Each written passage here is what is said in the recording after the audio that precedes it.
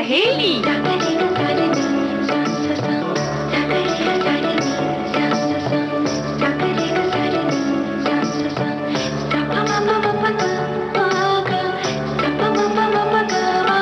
सखी सहेली।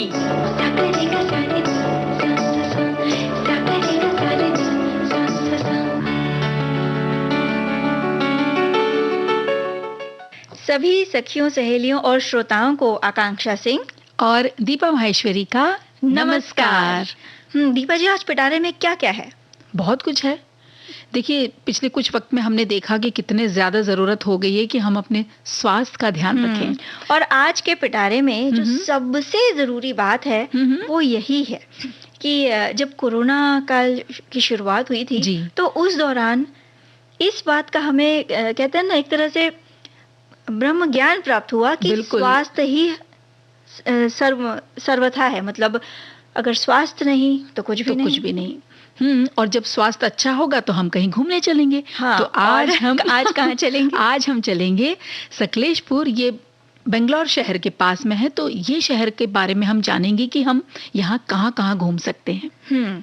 और साथ ही साथ जरा याद तो करिए। क्या याद करें आकांक्षा? कि जब आपको आपकी पहली साइकिल दी गई थी तो हम वो उन दिनों को भी याद करेंगे। बिल्कुल। अच्छा, तो तुम चाहती हो कि वो साइकिल मिली थी तो क्या क्या अनुभव थे वो सब याद करें हम। और साथ ही साथ बात होगी कि किराए का घर जब हम देखने जाते हैं या लेने जाते हैं, जब हम ये निर्णय लेते हैं कि हमें किराए के घर में रहना है तो किन किन बातों का ध्यान रखें? तो बहुत सारी बातें। देखिए, पिटारे में तो बहुत कुछ है। लेकिन जो, जैसा कि मैंने कहा, जो सबसे जरूरी चीज है वो है स्वास्थ्य। तो आज है विश्व स्वास्थ्य दिवस यानी वर्ल्ड हेल्थ डे। तो हम हमेशा कहते और सुनते आ रहे हैं कि पहला सुख निरोगी काया, दूजा सुख घर में हो माया। लेकिन ये जो पिछले 2 या 3 साल जो बीते हैं उनके जो अनुभव मिले हैं तो बहुत ही सटीक तरीके से इन अनुभवों ने हमें समझा दिया है कि भाई जान है तो जहान है। बिल्कुल। हम स्वस्थ होंगे, काया निरोगी होगी तो जीवन की सुगमता और जो जीवन की जो खुशियां हैं वो बनी रहेंगी और तभी तो हम अपने सपने भी पूरे कर सकेंगे। बिल्कुल। और सपने पूरे करना जरूरी भी है तो उसके लिए स्वस्थ रहना जरूरी है। और हर मनुष्य को आकांक्षा, देखो ना, एक स्वस्थ जीवन मिले और स्वास्थ्य से जुड़ी समस्याओं का निदान मिले, ये उसका अधिकार होता है। लेकिन देखने में ये आता है कि कितने ही लोग पैसों की कमी की वजह से या सही देखभाल नहीं हो पा रही हो या उपचार सही समय पर नहीं मिल पाता, तो बहुत सारे ऐसे कारण बन जाते हैं जिसकी वजह से सालों साल तक व्यक्ति बीमारियों से लड़ते रहते हैं। और फिर कभी कभी क्या होता है कि हमें हमारे अपनों को खो देना पड़ता है। तो इन गंभीर समस्याओं को ध्यान में रखते हुए साल 1948 में WHO यानी वर्ल्ड हेल्थ ऑर्गेनाइजेशन की स्थापना की गई और इसका मुख्य उद्देश्य ये था कि वैश्विक स्वास्थ्य और उससे जुड़ी समस्याओं पर विचार करना, साथ ही साथ स्वास्थ्य के महत्व की ओर बड़ी संख्या में लोगों का ध्यान आकृष्ट करना, उनको जागरूक करना। बिल्कुल। और विश्व स्वास्थ्य संगठन यानी WHO, इसने जेनेवा में 1948 में पहली बार विश्व स्वास्थ्य सभा रखी थी और फिर पूरे विश्व में 7 अप्रैल 1950 को विश्व स्वास्थ्य दिवस हम सबने मनाना शुरू कर दिया था। हर वर्ष इसके लिए आकांक्षा एक थीम निर्धारित होती है। तो जो आंकड़ों के हिसाब से वर्ष विशेष में स्वास्थ्य को क्या क्या कारण है, जिससे कि क्या क्या कारण बनते हैं कि उस साल हमें कौन सी थीम लेनी चाहिए, उस पे विचार करते हैं और फिर उसी के आधार पर एक थीम निर्धारित करते हैं। तो इस वर्ष जो विषय का चुनाव किया है वो है हमारा ग्रह हमारा स्वास्थ्य। और साथ ही साथ आज के दिन कई तरह के कार्यक्रमों का आयोजन होता है। जैसे कई जगहों पर हेल्थ कैंप्स लगाए जाते हैं, मुफ्त इलाज या ऑपरेशन करना या कम दामों पर दवाइयाँ उपलब्ध कराना ज़रूरतमंदों को। साथियों, सभी सरकारी गैर सरकारी स्वास्थ्य संगठन अपना अपना काम करते हैं और आगे भी करते रहेंगे। लेकिन सोचने वाली बात यह है कि हम अपने स्तर पर स्वास्थ्य के प्रति क्या जिम्मेदारी निभा रहे हैं। और जिम्मेदारी सिर्फ हमारी अपने तक ही सीमित नहीं रहती। हमारी जिम्मेदारी हमारे परिवार के लिए भी होती है, हमारे दोस्तों के लिए भी होती है। बिल्कुल। और ये जिम्मेदारी निभाने के लिए बहुत कुछ खास करने की जरूरत नहीं है। हमें सिर्फ अपने स्वास्थ्य का ध्यान रखना है। बिल्कुल। नियमित व्यायाम करना है और कम से कम साल में एक बार पूरी तरह से अपना चेकअप करवाएँ करवाएँ। ये ख़ासकर तब ज़रूरी हो जाता है जब आप एक ख़ास उम्र को पार कर लेते हैं। हम्म। मतलब अगर 40 के ऊपर या 45 के ऊपर आप हो रहे हैं, तो कोशिश करें कि साल में एक बार अपने शरीर का बिल्कुल। संपूर्ण रूप और से इस चेकअप बात ज़रूर को करा लें। जी, और इस बात को बहुत नजरअंदाज कर दिया जाता है बिल्कुल। कि अरे ठीक है, हम हमारा सब कुछ सही तो चल रहा है, तो क्या जरूरत है चेकअप की। लेकिन नहीं, चेकअप कराना बहुत जरूरी है। स्वच्छ पानी का उपयोग करना भी बहुत जरूरी है। आकांक्षा कि पानी बिल्कुल साफ सुथरा हो। घर के भोजन का सेवन ज्यादा करें। भाई घर में जो बना है वो खाना चाहिए। हुँ, हुँ। और फास्ट फूड का त्याग, चलिए त्याग ना भी बोलें, कम खा लीजिए। और खास तौर पे युवाओं के लिए ये बहुत ज़रूरी हो जाता है, क्योंकि उनके लिए बहुत मुश्किल हो जाता है।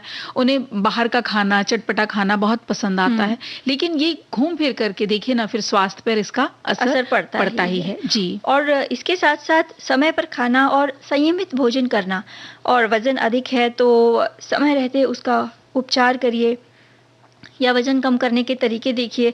अल्कोहल का त्याग बेहद आवश्यक है, हुँ, और ख़ासकर नशीले पदार्थों से आप जितना दूर रहें उतना अच्छा। बिल्कुल।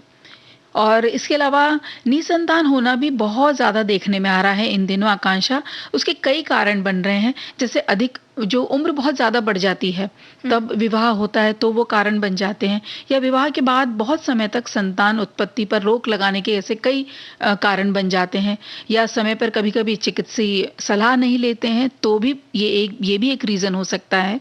तनाव और डिप्रेशन भी आपने देखा होगा कि बहुत ज़्यादा ये बढ़ता चला जा रहा है। बिल्कुल, और ये सर्वे में ये सारी चीज़ें तो देखने में आती ही हैं। साथ ही हुँ, साथ ये भी देखा जा रहा है कि तनावपूर्ण माहौल में नींद का पूरा न होना, ये कई तरह की बीमारियों को आमंत्रित करता है। बिल्कुल। साथ ही साथ बहुत अधिक गैजेट्स पर वक़्त बिताना, अकेलेपन का एहसास, मतलब और भी कई तरह के कारण हैं। हुँ, हमारी हुँ। ज़िम्मेदारी है कि एक रोग मुक्त जीवन की ओर हम अपना कदम बढ़ाएँ और उन आदतों को अपनाएँ जिससे हमारा जो वर्तमान है, साथ ही साथ भविष्य भी, जी। वो एक बेहतर, कहते हैं ना, बेहतर रास्ते की ओर जा सके। हुँ। और आने वाली पीढ़ी का स्वास्थ्य तभी तो होगा, देखो ना, बेहतरीन। और स्वस्थ जीवन की ज़िम्मेदारी सिर्फ़ और सिर्फ़ हमारी है साथियों। ये ना तो हमारे माता-पिता की है और ना ही हमारे बच्चों की है। हुँ। स्वस्थ जीवन की ओर जाने वाला रास्ता अब तो देखो ना हर तरफ खुला है। सिर्फ़ पहल हमें खुद करनी है। बिल्कुल।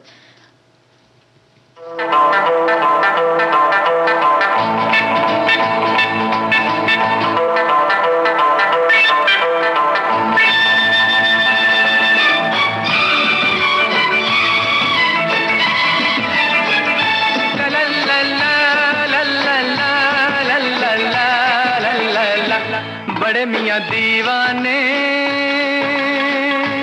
ऐसे न बनो, हसीना क्या चाहे हमसे सुनो। ओ बड़े मियाँ दीवाने ऐसे न बनो, हसीना क्या चाहे यही तो मालूम नहीं है हमसे सुनो।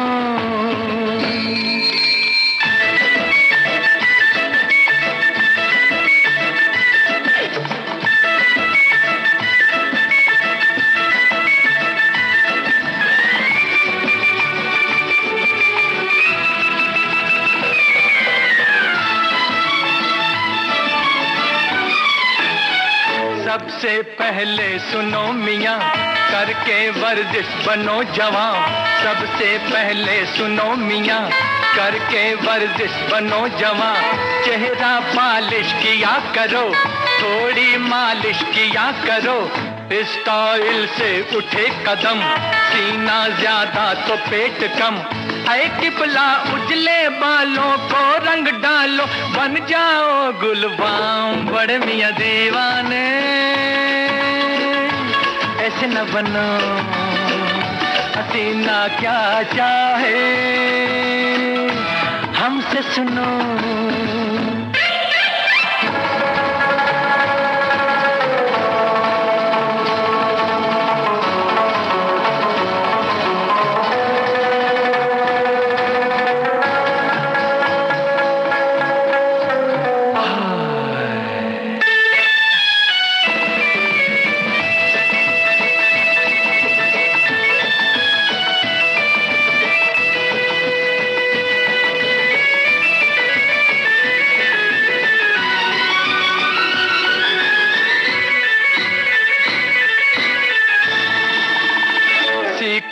कर तब नए नए फैशन के ढब नए नए, सीखो कर तब नए नए फैशन के ढब नए नए। ढीला ढाला लिबास क्यों, रेशम पहनो कपास क्यों, फन ये जादूगरी का है, अरमा तुमको परी का है। तो किबला मारो मंतर टेढ़ी बनकर, निकलो वक्त शाम बड़े मियां दीवाने, ऐसे न बनो हसीना क्या चाहे, हमसे सुनो। भाई दीपा जी, स्वस्थ रहना सभी की चाहत होती है ना? अब भाई दीवाने बनो या ना बनो, हाँ, लेकिन स्वस्थ जरूर रहो। और स्वस्थ रहने के कई तरीके हैं। योग करिए, प्राणायाम करिए, थोड़ा व्यायाम करिए, या अपने आप को किसी ऐसी चीज में उलझाइए या उसमें रम जाइए जिसमें आपका शारीरिक श्रम होता रहे। बिल्कुल। तो साइकिल चलाना तो बेहतरीन है, बहुत ही अच्छा है साइकिल चलाना। और देखिए आज तो बात भी करने वाले हैं हम। तो मैं ये पूछना चाह रही थी आपसे कि क्या आपको याद है कि आपकी पहली साइकिल कब मिली थी आपको? मुझे तो याद है, तुम्हें याद है आकांक्षा? भाई ये भी कोई भूलने वाली बात है। श्रोताओं से पूछ लेते हैं कि क्या उन्हें याद है कि उनकी पहली साइकिल उन्हें कब मिली थी। अच्छा, यहाँ ये भी बता दें कि हम 2 पहिया साइकिल की बात कर रहे हैं, ट्राइसिकल की बात नहीं कर रहे हैं, जो हमने बहुत बचपन में चलाई थी। भाई वो तो सबको मिलती है जी। तो श्रोता बताएं कि वो जो पहली साइकिल थी उससे वो जुड़ी क्या खास याद है, या आपने जिद करके उसे ली थी, या आपको इनाम के तौर पर मिली थी, या फिर जन्मदिन पे मिली थी। तो बस हमारे श्रोता हमारे फेसबुक पेज पर जाएं। और एक और चीज, कभी कभी उसके ना वो इतने ज्यादा प्यारी होती थी वो साइकिल, उसमें पूजा भी करते थे कोई कोई। तो आपने की थी या नहीं की थी, ये भी जरूर बताइएगा। अब पहली जो भी चीज रहती है उससे जुड़ी कई यादें होती हैं, है ना? तो और वो यादें खास होती हैं। बिल्कुल। तो जल्दी जल्दी हमें बताइए। और अगर घूमने की बात है तो भाई साइकिल से तो हम पता नहीं कहाँ घूम कर आते थे, कहाँ निकल जाते थे। और फिर लगता था कि अंधेरा होने वाला, भागो घर, नहीं तो घर में मम्मी से डांट पिटेगी। हाँ, लेकिन फिलहाल आज हम स्टूडियो में बैठकर ही घूमने चलने वाले हैं दीपा जी। और कहाँ चलने वाले हैं? सकलेशपुर। चलिए चलते हैं। तो सकलेशपुर ये जो है ना आकांक्षा, बेंगलोर से 220 किलोमीटर दूरी पर पश्चिमी घाट की तलहटी पे बसा हुआ है। छोटा सा शहर है, बहुत प्यारा है। और इस सुंदर शहर की हरी भरी पहाड़ियां, इलायची, कॉफी और काली मिर्च के बागानों से सब तरफ से, चारों तरफ से वैसी बनी हुई है ये। तो जो प्रकृति प्रेमी है उनको तो बहुत ही अच्छा लगेगा, बहुत सुखद अनुभव है उनके लिए। और दूसरी ओर ट्रैकिंग के प्रति अगर आपको बहुत उत्साह है और आप बहुत एक्साइटेड रहते हैं कि ट्रैकिंग पे हमें जाना है, तो ये ऊंचे नीचे लुभावने रास्ते आपको बहुत पसंद आएंगे। और सकलेशपुर के आसपास घूमने के लिए जो जगहें हैं उनमें सबसे प्रसिद्ध है सकलेश्वर मंदिर। और ये इतना प्रसिद्ध है कि सकलेशपुर को वहाँ की जो स्थानीय जनता है वो सकलेश्वर ही कहती है। और इसके आसपास घूमने के लिए कुछ प्रसिद्ध मंदिर भी हैं, स्मारकीय किले हैं, झरने और पर्वतारोहण भी कर सकते हैं।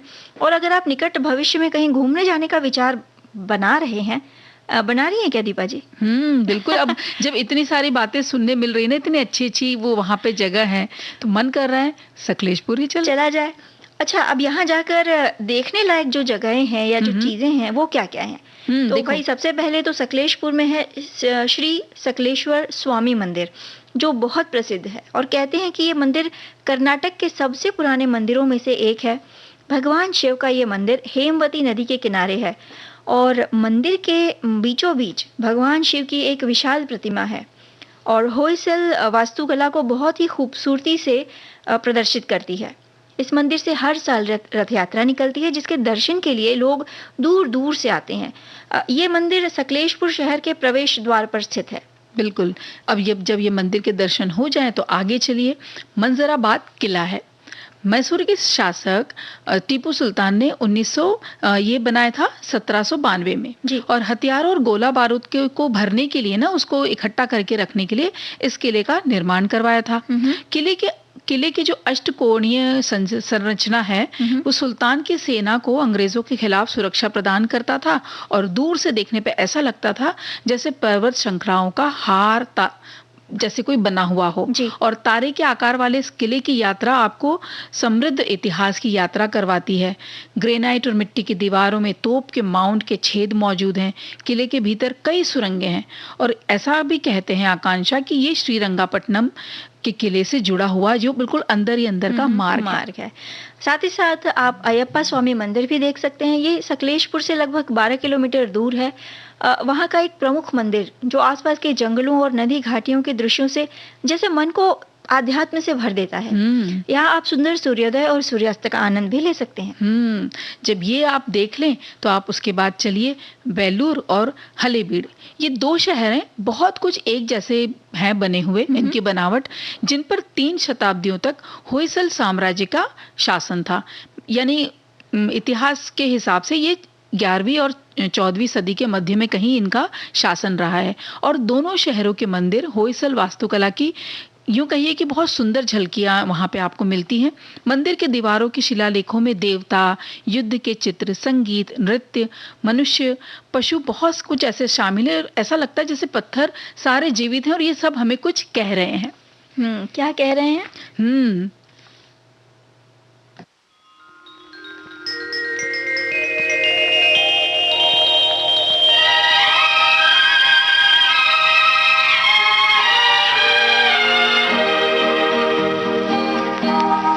ये वादियाँ ये फिजाएं बुला रही है तुम्हें। ये वादियाँ ये फिजाएं बुला रही है तुम्हें।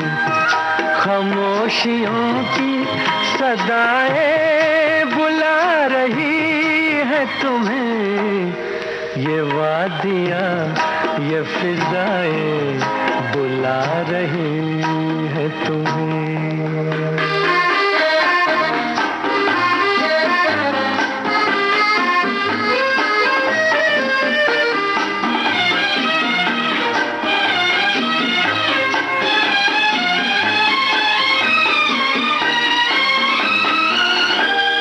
तुम्हारी जुल्फों से खुशबू की भीख लेने को झुकी झुकी सी घटाएं बुला रही है तुम्हें। खामोशियों की सदाएं बुला रही है तुम्हें। ये वादियाँ ये फिजाएं बुला रही है तुम्हें।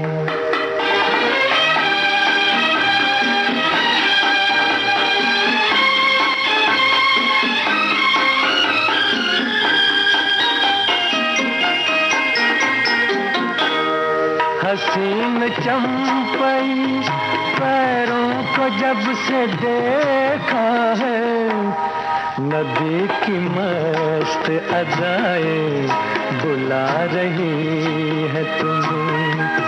खामोशियों की सदाएं बुला रही है तुम्हें। ये वादियाँ ये फिजाएं बुला रही है तुम्हें।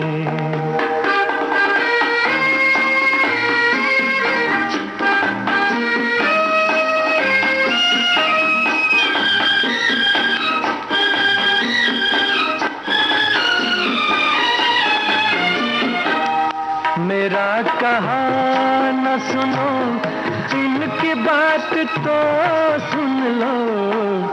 हर एक दिल की दुआएं बुला रही है तुम्हें। खामोशियों की सदाएं बुला रही है तुम्हें। ये वादियाँ ये फिजाएं बुला रही है तुम्हें। ये वादियाँ ये फिजाएं बुला रही है तुम्हें। दीपा जी, तो सकलेशपुर घूमते घूमते जो वादियां फिजाएं बुला रही हैं, तो थोड़ा सा और आगे बढ़ जाइए और जेनगुल गुड्डा जो लगभग 40 किलोमीटर की दूरी पर स्थित एक ट्रैकिंग स्थल है और ये कहा जाता है कि कर्नाटक में दूसरी सबसे ऊंची पर्वत चोटी है। हरे भरे पत्ते और कॉफी के बागानों के बीच ट्रैक को हनी स्टोन माउंटेन भी कहते हैं। और जो स्थानीय लोग हैं वहाँ के, वो कहते हैं कि यहाँ का जो सूर्यास्त है वो सबसे मनोरम सूर्यास्त होता है। अच्छा, तो ये तो देखना बनता है बिल्कुल ना? बनता है। और जैनकुल गुड्डा पर्वत चोटी से लगभग 8 किलोमीटर दूरी पर बेट्टा बायरावेश्वर मंदिर भी है। ट्रैकिंग करके यहाँ पहुंचा जा सकता है। कर्नाटक के सबसे ऊंचे हिल स्टेशनों में से ये एक है। तो चलो पहुंच गए बेट्टा बायरेश्वर मंदिर। पश्चिमी घाट के बीचों बीच स्थित ये मंदिर बहुत प्राचीन है। कहते हैं महाभारत में वनवास के दौरान पांडवों ने यहाँ पर निवास किया था। शांति का एहसास और प्रकृति के दृश्यों का आनंद लेना तो ये स्थल बहुत ही उत्तम है। क्या बात है। और चिकमगलूर, ये हम अपने बचपन से नाम सुनते आ रहे हैं जी। धुंधले बादलों में स्थित ये जो पर्वत चोटी है मन मोह लेती है। चिकमगलूर का जो अनुवाद है वो ये है कि छोटी बेटी की भूमि। कहते हैं कि रुकमंगदा की सबसे छोटी बेटी को दहेज के रूप में ये पर्वत दिया गया था।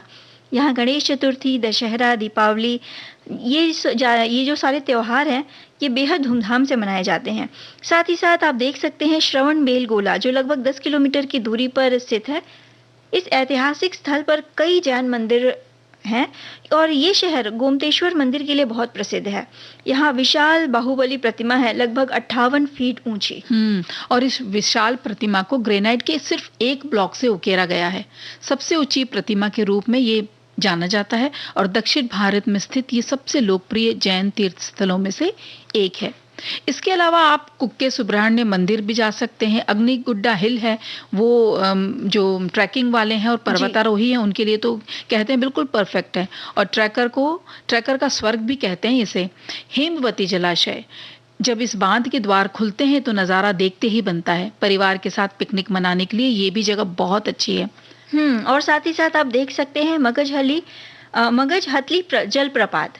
21 किलोमीटर दूर ये एक जादुई अनुभव देने वाला स्थान है और ऐसा लोकप्रिय स्थल जहां टोकरी के आकार के नाव में आप उस जलप्रपात में सैर कर सकते हैं। और सैर के दौरान अपने आसपास आप देखेंगे पुष्पगिरी पर्वत श्रृंखला। क्या बात है।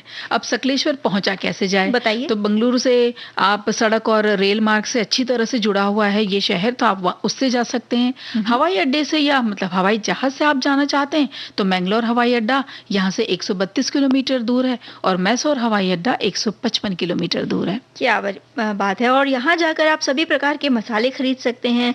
स्थानीय कारीगरों द्वारा बनाई गई लकड़ी पर नक्काशी के काम की हुई कई वस्तुएं भी आप याद के तौर पर अपने साथ ले जा सकते हैं।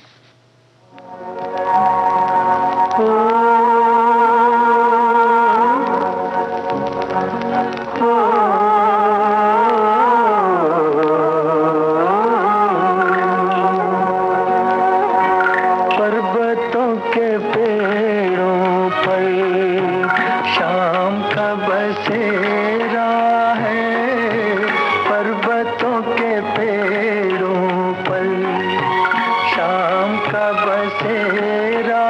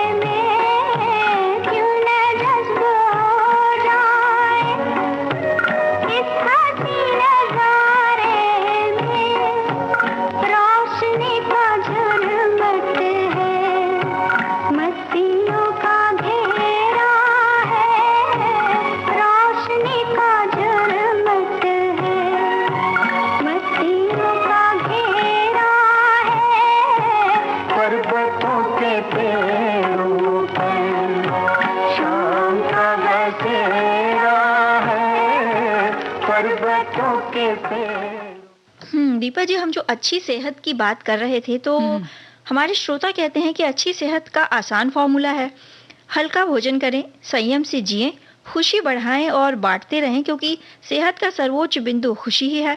इसके साथ ही जो भी काम करें रुचि से करें।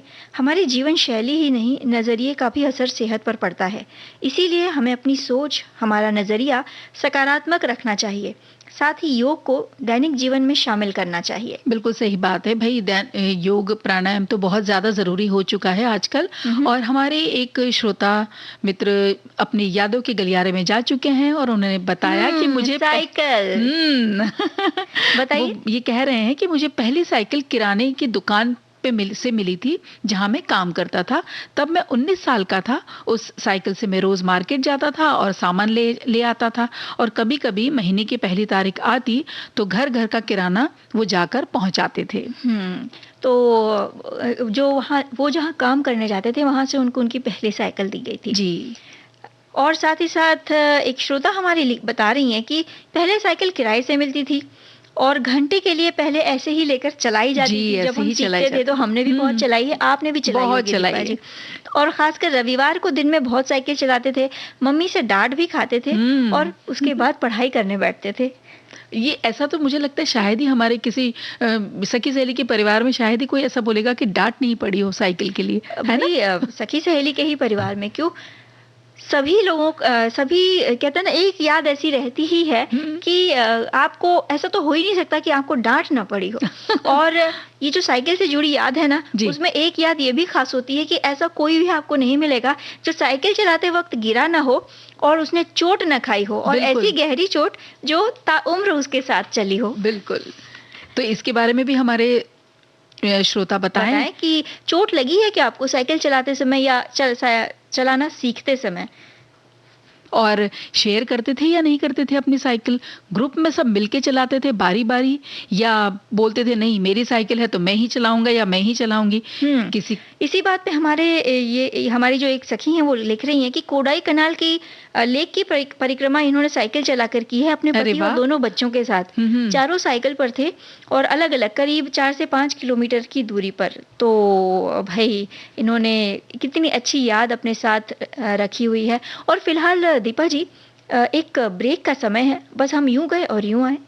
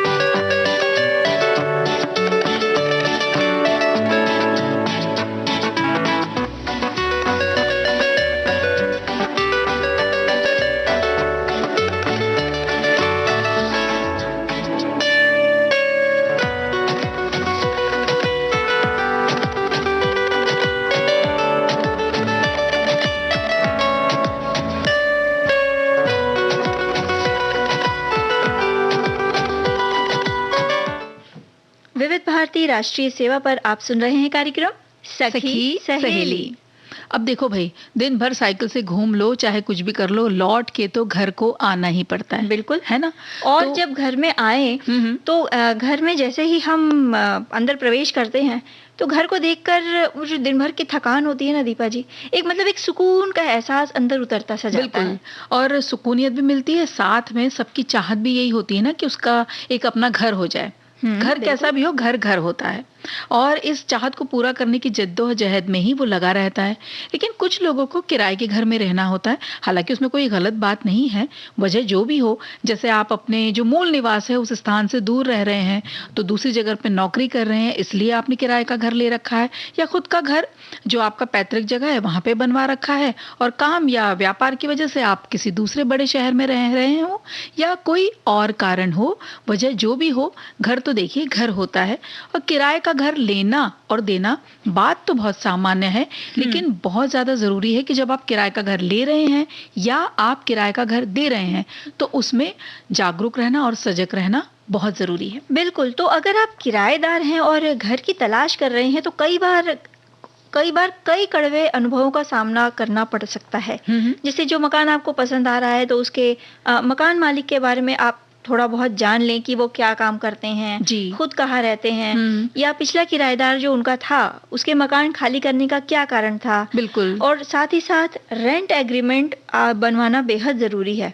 ये ध्यान रखना ज़रूरी है कि रेंट एग्रीमेंट में किराया देने की तारीख, किराया बढ़ाना और मेंटेनेंस चार्ज और किसी तरह की पेनल्टी के बारे में लिखा हो तो पहले से ही देख लें। और साथ ही साथ कुछ चीज़ें आपको तय करनी हो मकान मालिक से मिलकर तो वो भी तय कर लें। और साथ ही साथ जैसे ये तो किराएदार की तरफ से बात हो गई। जी। मकान मालिक जो हैं उनके लिए भी कई बातें ऐसे ही जरूरी है। बिल्कुल। और मकान मालिक द्वारा हस्ताक्षर जो किए हुए दस्तावेज होते हैं ना, उनकी 2-2 कॉपी जरूर रखें और कागजात में ये जरूर देख लें कि कोई शर्त अपनी तरफ से जोड़ी तो नहीं गई है। और सिक्योरिटी डिपॉजिट हमें लगता है हम क्यों दें, लेकिन जरूर आप करें, क्योंकि करारनामे में सिक्योरिटी डिपॉजिट के रूप में पैसे देने की शर्तों पर गौर कर लें और उसी हिसाब से दें। मकान खाली करते समय ये डिपॉजिट कब लौटाया जाएगा, साथ ही पूरा डिपॉजिट देना होगा, ये भी आप जरूर लिखवा लीजिए जब आप घर खाली करेंगे। ये करारनामे में लिखवाना इसलिए जरूरी है क्योंकि कभी-कभी टूट-फूट का कारण बताकर जो मकान मालिक होते हैं वो पैसा काट कर आपको दे सकते हैं। तो भाई कहना तो यही है कि अगर आप किराए का मकान ले रहे हैं तो कुछ बातों का ध्यान रखेंगे तो आपको तकलीफ नहीं होगी।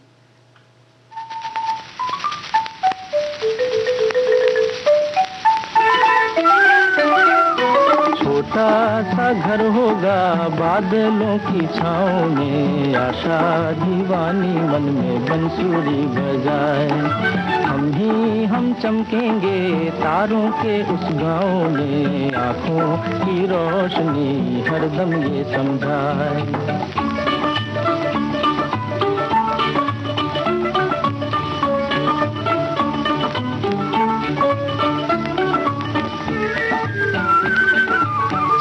की कुर्सी पे बैठे मेरी छोटी बहना, सोने के सिंहासन पे बैठे मेरी प्यारी माँ। मेरा क्या मैं पड़ा रहूँगा अम्मी जी के पाँव में, मेरा क्या मैं पड़ा रहूँगा अम्मी जी के पाँव में। आई रे आई रे आई रे आई रे। छोटा सा घर होगा बादलों की छाँव में, आशा दीवानी मन में बंसुरी बजाए।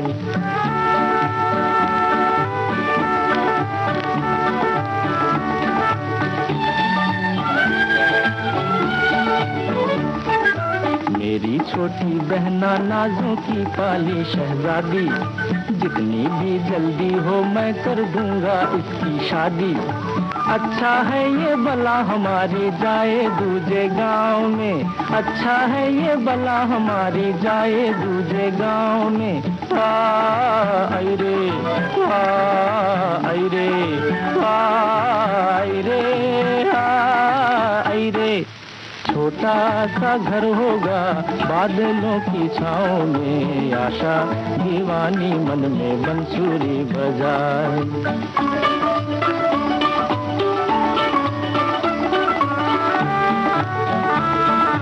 कहेगी माँ दुल्हन ला बेटा घर सूना सूना है, कहेगी माँ दुल्हन ला बेटा घर सूना सूना है। मन में झूम कहूँगा मैं माँ इतनी जल्दी क्या है। गली गली में तेरे राज दुलारे की चर्चा है, गली गली में तेरे राज दुलारे की चर्चा है। आखिर कोई तो आएगा इन नैनों के दांव में, आखिर कोई तो आएगा इन नैनों के दांव में। आई रे आई रे आई रे। छोटा सा घर होगा बादलों की छाँव में, आशा दीवानी मन में बंसुरी बजाए। हम चमकेंगे तारों के उस गाँव में, आँखों की रोशनी हरदम ये समझाए। तो ये छोटा सा घर अगर आप किराए पर ले रहे हैं तो किराए चुकाने का माध्यम भी लिखवा लें जब एग्रीमेंट बने तो। साथ ही साथ कैश, चेक या डिजिटल पेमेंट, मतलब किस तरह से किराया दिया जाएगा। किराया देने में किसी महीने देर हुई तो कोई जुर्माना लगेगा या कोई पेनाल्टी लगेगी या नहीं, ये जरूर उस एग्रीमेंट में होना चाहिए। बिल्कुल। पानी का समय ये बहुत जरूरी है आकांक्षा। 24 घंटे आता है या कुछ ही घंटे आता है, आपको वो सूट होता है या नहीं होता है वो भी आप तय कर ले घर लेने के पहले। बिजली का मीटर अलग है या एक है, और कई किराएदार हैं तो इन बातों पे भी पहले से ही हर बात साफ हो जानी चाहिए। घर के मुख्य दरवाजे और दूसरे दरवाजों की चाबियां सारी उनसे ले लें। जितनी भी जोड़ियां हैं वो सब आप लें। घर खाली करते समय गिनकर सारे वस्तुएं लौटाएं और घर की स्थिति की तस्वीरें खींचकर सुरक्षित रखें। बिल्कुल। साथ ही साथ जो आपने बिजली के मीटर की बात की दीपा जी, तो कभी-कभी ऐसा भी होता है कि कभी अगर मकान मालिक साथ रह रहा है तो वो जो बिजली का मीटर है वो एक ही है। तो ऐसे में ये देखना जरूरी है कि जब बिजली का बिल आता है तो उसे किस तरह बांटा जा रहा है, मतलब क्या प्रतिशत है, 60-40 है या 70-30 है, मतलब किस हिसाब से ये आपसी समझ-बूझ से हो जाता है कि किसके घर में उपकरण ज्यादा है, वैसा वो लोग आपस में कर लेते हैं और वो सब कुछ, लेकिन लिखवा के लेना करारनामे में बहुत जरूरी है। तो घर लेने से पहले मुआयना जरूर कर लें। कुछ खराब है तो पहले ही मकान मालिक को बताएं। जी। बिजली, पानी का बिल, हाउस टैक्स और पार्किंग की सुविधा है या नहीं। साथ ही साथ इन सब चीजों का जो भुगतान है वो कैसे होगा, कहाँ होगा, किसको देना होगा, ये इन सब के बारे में भी आप पता कर लें। आकांक्षा, देखिए किराएदार ने तो अपनी सारी बातें, जानकारी सब कुछ ले ली, लेकिन अगर मकान मालिक है तो उन्हें भी तो कुछ बातों का ध्यान रखना पड़ता है ना। बिल्कुल रखना पड़ेगा। अगर एक मकान मालिक अपना मकान किराए पर दे रहा है तो उसे भी कई चीजों का ध्यान रखना बेहद जरूरी है।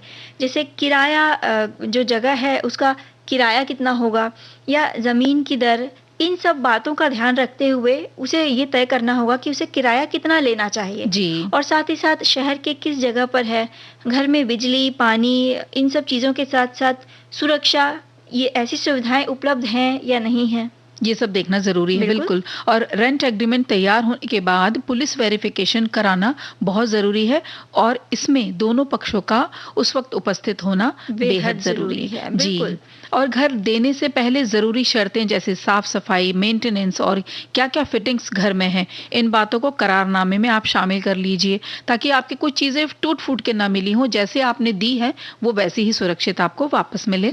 और मकान मालिक यानी कि जो आप हैं और किराएदार एक ही बिल्डिंग या एक ही मकान साझा करने वाले हैं तो पानी की जो मीटर की हमने जो बात की थी, वो मोटर किस मीटर से चलेगी उसके बारे में भी बात कर लीजिए। नगर निगम पानी का जो बिल आता है वो कैसे बटेगा या किसके द्वारा दिया जाएगा, इस बात को भी पहले से ही, हर चीज को आप पहले से ही बात क्लियर कर लीजिए, साफ कर लीजिए। साथ ही साथ किराएदार के साथ परिवार में कौन कौन रहता है, उसके दफ्तर का पता और घर लौटने का समय, ये सब छोटी छोटी बातें हैं, लेकिन अगर मकान मालिक इन सारी बातों का भी ज्ञान रखे तो बहुत अच्छा होगा।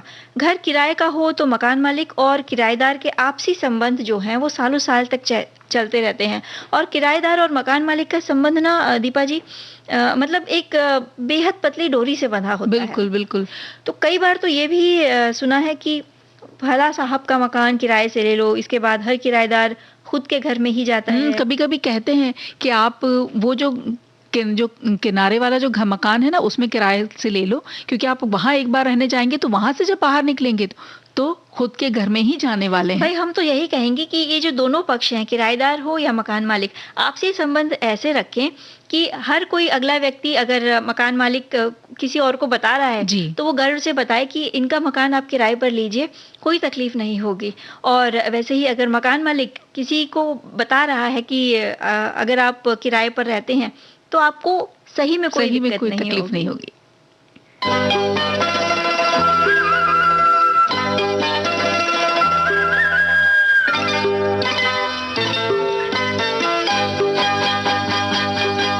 ये तेरा तेरा घर ये मेरा घर, किसी को देखना हो गर तो पहले आके मांग ले मेरी नजर तेरी नजर। ये तेरा घर ये मेरा घर, किसी को देखना हो गर तो पहले आके मांग ले मेरी नजर तेरी नजर। ये तेरा घर ये मेरा घर, ये घर बहुत हसीन है, ये घर बहुत हसीन है, ये घर बहुत हसीन है।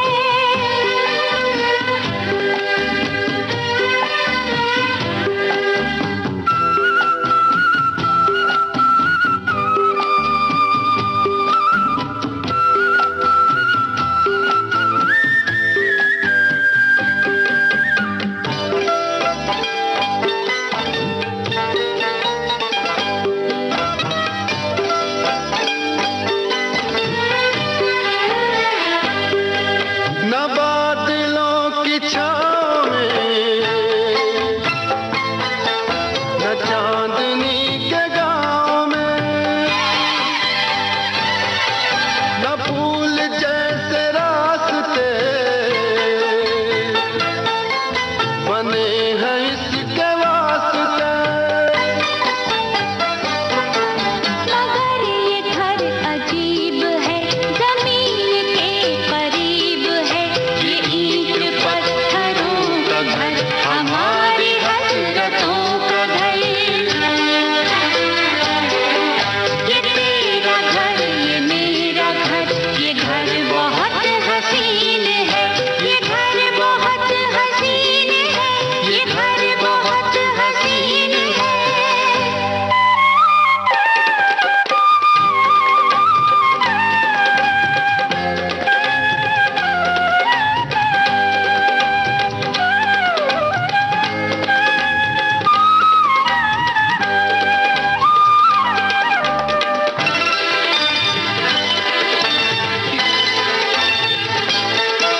जो चांदनी नहीं तो क्या, ये रोशनी है प्यार की, दिलों में फूल खिल गए तो फिक्र क्या बहार की। हमारे घर न आएगी कभी खुशी उधार की, हमारी राहतों का घर, हमारी चाहतों का घर। ये तेरा घर ये मेरा घर, ये घर बहुत हसीन है, ये घर बहुत हसीन है, ये घर बहुत हसीन है।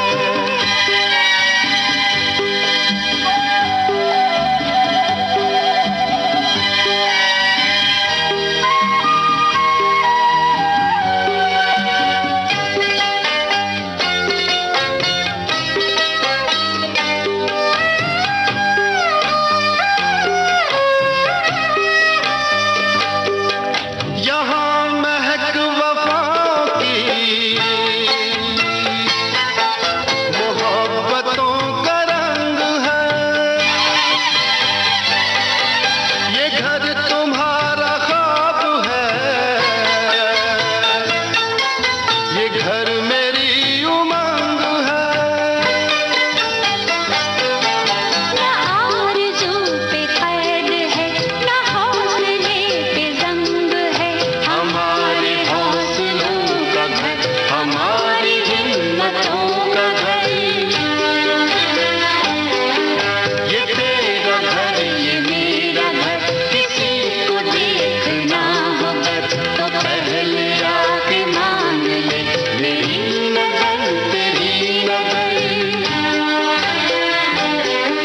ये तेरा घर ये मेरा घर, ये घर बहुत हसीन है, ये घर बहुत हसीन है, ये घर बहुत हसीन है, ये घर बहुत हसीन है, ये घर बहुत हसीन।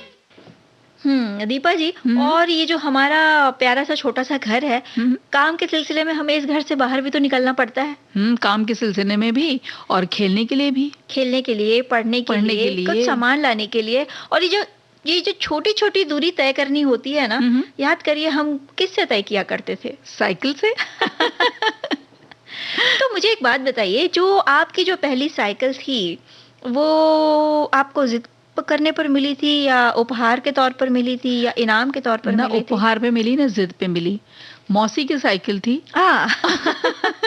चलानी आती नहीं थी तो मौसी ने कहा इस गर्मी की छुट्टी में आई हो तो साइकिल सीख कर जाओ। हाँ भाई, वो जमाना हुआ करता था कि मतलब हम नानी के घर जाते थे, मामा के घर जाते थे, और वहां पे साइकिल चलाना सीखना, या अगर सीखा हुआ है तो दिन भर साइकिल लेके दौड़ाना हमारे लिए बोनस हुआ करता था। बिल्कुल।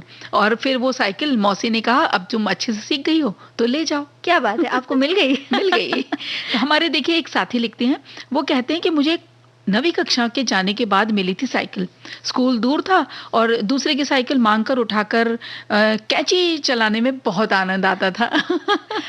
ये कैंची चलाने वाली बात से ध्यान आया, भाई हमने तो साइकिल कुछ यूं सीखी है कि पहले जो भाड़े पर साइकिल मिला करती थी, यानी 1 घंटे के लिए अगर आप ले जा रहे हैं तो इतना आपको देना पड़ेगा, पैसा देना पड़ेगा। जी। तो उस तरीके से हम साइकिल लाते थे 1 घंटे के लिए, 2 घंटे के लिए, और उसे खूब दौड़ाते थे। बिल्कुल। और इसी तरह दौड़ाते, गिरते पड़ते हमने साइकिल सीख ली। अच्छा, जिस दिन ज्यादा पैसे नहीं मिलते थे ना घर से, मम्मी नहीं देती थी, तो फिर सब दोस्तों को बोलते थे थोड़ा थोड़ा सब जमा करेंगे। और उस 1 घंटे में मतलब मिनटों में बट जाते थे वो घंटे, कि इतने मिनट ये चलाएंगे, इतने मिनट वो चलाएंगे। और ऐसे ही हमारे एक साथी कहते हैं कि मेरे जन्मदिन पर उन्हें पहली साइकिल मिली थी, आगे के पहियों में जंपर वाली पहली साइकिल, जिसे रॉक शॉक्स कहा जाता है। क्योंकि स्कूल के जो रिक्शा वाले अंकल थे, उन्होंने कहा कि अब तुम बड़े हो चुके हो, अब रिक्शा में नहीं जा सकते। तो आज भी वो वही साइकिल चलाते हैं, और साइकिल चलाते समय अपने आप से बातें करना, किसी धुन पर सीटी बजाना, गाना गाना, ये सब वो कर लेते हैं। जो बाइक चलाते समय, मतलब बाइक चलाते समय तो आपको काफी कॉन्शियस और मतलब ध्यान रखना पड़ता है, तो ये सब उनके लिए संभव नहीं है। तो अपनी साइकिल चलाते समय वो ये सब काम कर लेते हैं। तो ये भी देखिए कितनी अच्छी बात है। और एक हमारी सखी लिख रही हैं कि भाई साइकिल चलाना सीख गए थे हम तो बहुत जल्दी, और मुझे हमेशा भाई कहते थे कि तुम्हें नहीं आती, अब तुम भी सीख लो, तुम डरती बहुत हो। तो मैंने अपने भाइयों के प्रोत्साहन से साइकिल सीखी, गिरी, चोट भी लगी, साल भर साइकिल उसके बाद तो मैंने चलाई ही नहीं। और भाइयों ने अंत में स्कूटर चलाना सिखा कर ही छोड़ा, मतलब वही दम लिया कि भाई तुम साइकिल डर के मारे नहीं चला रही हो तो चाहिए, चलिए ठीक है, अब तुम स्कूटर चला लो। एक सखी हमारे लिख रही हैं कि पहली साइकिल तो मैं नहीं कहूंगी, पर घर में एक साइकिल थी जिसे भैया चलाते थे, और भैया ने बोला कि चलो मैं तुम्हें सिखा देता हूँ। सीखते हुए पैर का अंगूठा बुरी तरह से मेरा चोटिल हो गया था, बहुत तकलीफ हुई और डांट भी पड़ी घर में, और उसके बाद कभी साइकिल को हाथ ही नहीं लगाया। साइकिल की सवारी बहुत की भैया के साथ और एक सहेली के साथ, कॉलोनी के चक्कर भी बहुत लगाए। और बाद में जब वो ससुराल आई तो उन्होंने देवर की नई नई साइकिल खरीद कर लेकर आई, तो उसकी उन्होंने पूजा भी की और उनकी सासू माँ ने लड्डू भी बांटे थे। तो भाई वाह, क्या बात है, साइकिल आने पर लड्डू भी आपने खाए हैं। क्या बात है। और हमारी जो पहली साइकिल आई थी दीपा जी, याद करिए ना, उस साइकिल पर अपने दोस्तों के संग, सहेलियों के संग दूर दूर तक निकल जाना। हालांकि मम्मी पापा डांटते थे कि इतना दूर क्यों जाना, जाया करो, हाँ बता के जाया करो, कितनी देर से वापस आई, ये सब भी डांट। बिल्कुल। लेकिन साइकिल चलाने का सुख मतलब इच्छा हो, कहते हैं ना, एक भरपूर मन से हमने जब साइकिल चलाई, कब चलाई, जब हम कॉलेज में पहुंचे। पूरा कॉलेज का जो ग्रुप था वो आउटिंग के लिए जब बाहर गया तो हमने तय किया था कि हम साइकिल पर ही जाएंगे, नेचर आउटिंग के लिए, नेचर वॉक के लिए जब हम जाएंगे तो हम साइकिल पर ही जाएंगे। तो वो काफी, चूंकि हम जहाँ जाने वाले थे वो काफी दूर था, तो लगभग 3 घंटे साइकिल चलाकर हम वहां गए, 2 घंटे हमने वहां बिताए, और फिर हम उसी दिन 3 घंटे साइकिल चलाकर वापस आए। तो साइकिल चलाने की जितनी चाह थी वो उस दिन पूरी हो गई है ना। और देखिए ना, आप कुछ बताना चाह रही हैं? मैं तो ये सोच रही थी कि जब हम साइकिल चला ही रहे हैं तो चलाते चलाते कुछ गुनगुना लिया जाए। चलिए गुनगुना लेते हैं।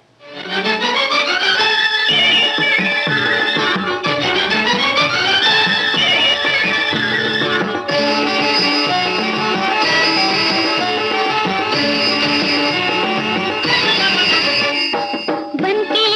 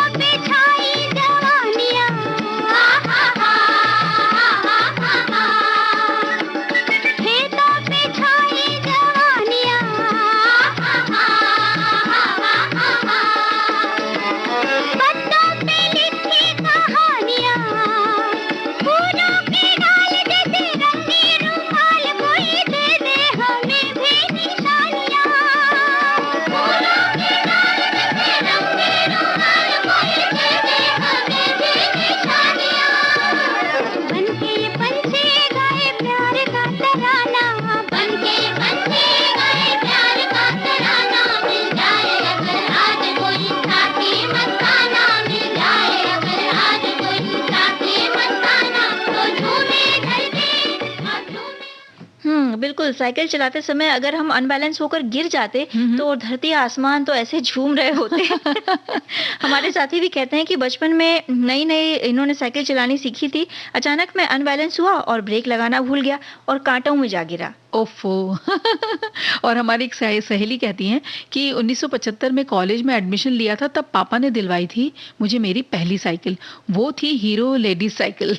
मुझे काफ़ी अच्छी लगती थी वो साइकिल, लेडीज साइकिल थी। और उसके कॉलेज जाते समय अपनी बुक्स और कॉपियाँ भी आगे हैंडल में रख लेती थी और कभी-कभी सहेली को बिठाकर डबल सवारी भी कर लिया करती थी। उस समय बाइक, स्कूटर वगैरह बहुत कम नज़र आते थे और जो खुशी उस वक्त कॉलेज साइकिल से जाने में मिलती थी, मैं उससे शब्दों में व्यक्त भी नहीं कर सकती। बाद में वही साइकिल छोटी बहनों ने बहुत चलाई और कॉलेज जाने लगी, पर पहली साइकिल तो मेरे बड़े होने के कारण मुझे ही मिली थी। हाँ, तो भाई इनके बड़े होने के कारण इनको मिली और कई-कई कोई कोई ऐसा भी होता है कि उनकी पहली साइकिल उन्हें कभी मिली ही नहीं, लेकिन फिर भी कभी कहीं न कहीं, कभी न कभी सभी ने साइकिल चलाने की कहते हैं ना जद्दोजहद, सीखने की जद्दोजहद बिल्कुल और की है। यादें भी बहुत सारी हैं। तो हमारी सखी लिखते हैं कि मेरी पहली साइकिल मुझे कभी नहीं मिली, पर हाँ, साइकिल की यादें बड़ी मधुर हैं। मेरे पड़ोसी मेरे छोटे दोस्त की नई साइकिल आई थी और यूं लगा कि वो मेरे लिए भी आई थी। मैंने उसी की साइकिल पर साइकिल चलाना सीखा। सुबह-सुबह उठकर उसके घर पहुंच जाना और मन ही मन प्रार्थना करना कि वो पार्क चलेगा और मुझे साइकिल चलाने के लिए मौका देगा। उस उम्र में साइकिल चलाते समय ऐसा महसूस होता था कि मैं हवा में उड़ रही हूँ। बचपन की वो खुशी आज भी दिल और दिमाग में पूरी तरह से जिंदा है। उस समय साइकिल चलाकर लंबे हो जाने का लालच भी था। मैं आज भी उस दोस्त को मन ही मन धन्यवाद देती हूँ कि उसने अपनी साइकिल मुझसे शेयर की।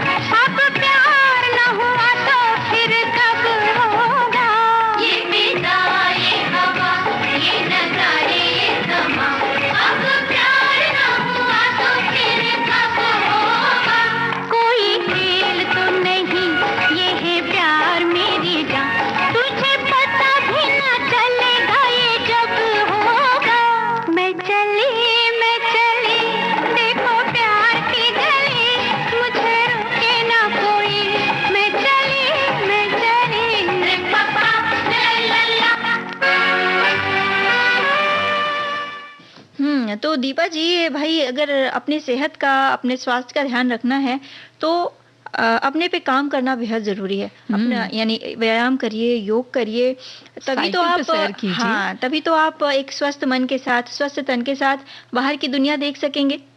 बिल्कुल। और देखो, खूब चलते जाइए, चलते रहिए, व्यायाम करिए, सैर करिए। हाँ, लेकिन फिलहाल हमें यहाँ से चलना होगा क्योंकि समय कह रहा है कि अब आ चुका है समय नमस्कार करने का। तो सभी को आकांक्षा सिंह और दीपा माहेश्वरी का नमस्कार।